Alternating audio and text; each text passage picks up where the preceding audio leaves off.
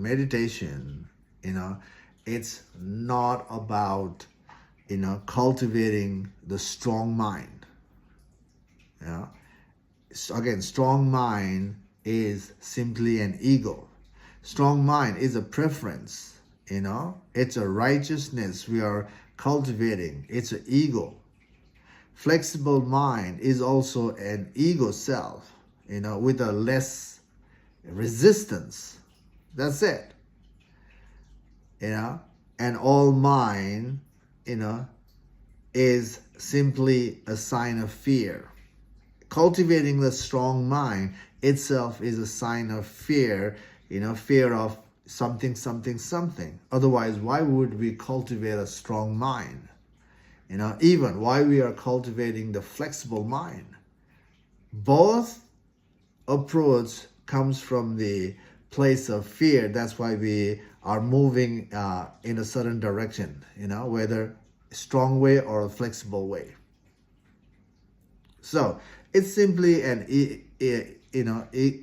egotistical journey from the truth point of view, from the truth context, because all mind is an idea. All mind is simply a preference. All preference, all idea, all belief is an ego self, and they gotta go to be free. So,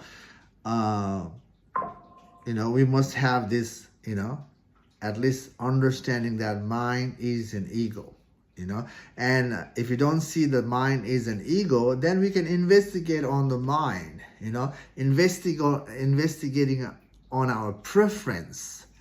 Because preference itself is an idea, right? Idea is the mind. The preference is the mind. So we can investigate on the preference to see whether our preference is an ego or not. So, when you follow our preference back, then we can see the root cause of our, preference. Why we act in a certain way, why we maintain the certain flow in our lives. Is because of the root cause of there's a root cause of the surface act. So when we trace our preference back, we see the root. The root itself is the ingrained belief, and that ingrained belief is there because of fear of something, something, something. Basically, fear of losing the comfort, fear of losing the fun, and because of that sudden, way we